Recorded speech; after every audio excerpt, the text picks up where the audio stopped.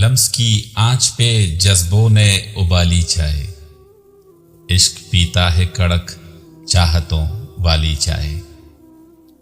केतली हिज्र की थी गम की बना ली चाय, विस्ल की पी न सके एक प्याली चाय।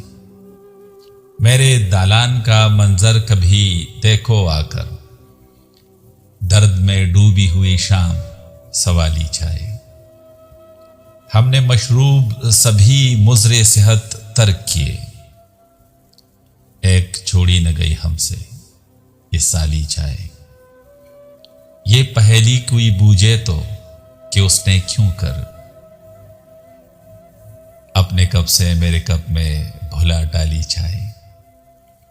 मैं यही सोच रहा था कि इजाजत चाहूं, मैं यही सोच रहा था कि इजाजत चाहूं, उसने फिर अपने मुलाजिम से मंगा ली चाय। उससे मिलता है मोहब्बत के मलंगों को सुकून, दिल के दरबार पे चलती है धमाली चाय। रंजिशे भूल कर बैठे कहीं मिलकर दोनों, अपने हाथों से पिला खैर सगाली चाय।